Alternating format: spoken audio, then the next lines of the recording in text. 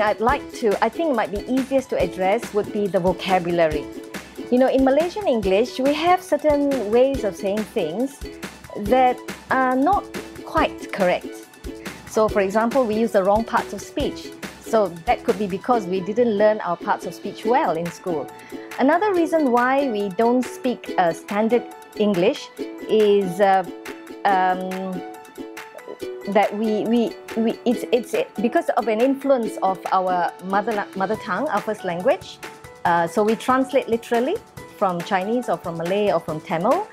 And then another reason possibly could be our culture. Certain things you know, we do in our culture and we translate that into English. Okay, let me give you some examples. Incorrectly learned forms. For example, if we don't understand the parts of speech, we might use the wrong part of speech. This is a very common example. Students would often tell me, "Teacher, I very tension lah." What's wrong with that? The word tension is a noun. So we wouldn't say, "I very tension," because you have to follow with the verb, I am. And you wouldn't say very tension, you'd say, "I'm very tense," or "I'm very stressed out." So that is one example of an incorrect form because we might have learned parts of speech wrongly. Okay? Now, transfer from our first language. This is sometimes cultural as well. How many of you used to say this when you were little? You know, when somebody tells you something and you didn't believe him, you know, it's a tall tale or something, and you say, "Your head lah." Your head. What has your head got to do with that? But in Malaysian English, that's a very effective way of telling somebody off, you know, for telling a tall tale. And another example from our cultural practice.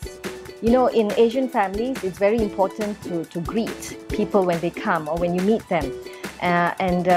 If you were to visit, if you're a Chinese and you visit relatives or relatives come to visit you, it's very important for the children to address the elders. All right, so very commonly you'll hear the adults telling the children, "Hey, call auntie, call uncle." Now that is not proper, not standard English. We would say hi to auntie or say hello to uncle. All right, but so those are the examples of how we use Malaysianisms, and they're not quite appropriate to use in formal context. Okay, let me give you further examples. If you are one of those who use this, I hope from now on you know what is the most standard way of expressing yourself.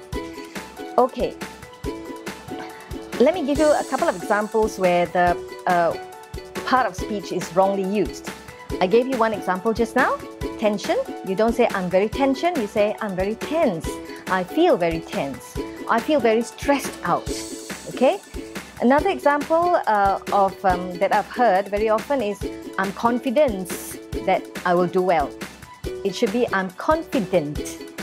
Confidence is a noun. Confident is the adjective. It describes how you feel. Okay? And another very, very common example is "I'm so boring lah." Well, if you're not interesting to other people, then you're boring. But actually what you mean to say is "I feel bored." So you would say "I'm bored" rather than "I'm boring." Okay? Because if you say "I'm boring," people might tend to agree with you. Yeah, you are. Sure you are. So you don't want that, right? The same goes for interesting and interested. If you are interesting, that means people find you interesting. But you wouldn't say that because that would be what we say in Malay, perasan. You would be praising yourself if you said, "I'm interesting in that project." No, I'm interested in that project. All right? But that film is very interesting. Or that speaker is very interesting. Meaning I find the speaker interesting, I find the film interesting. Same goes for words like amused, amusing. So there are a whole list of words like this. I mentioned bored, boring. I feel bored because the show is boring. I'm interested because the speaker is interesting. I'm amused because the comedian is amusing. Right?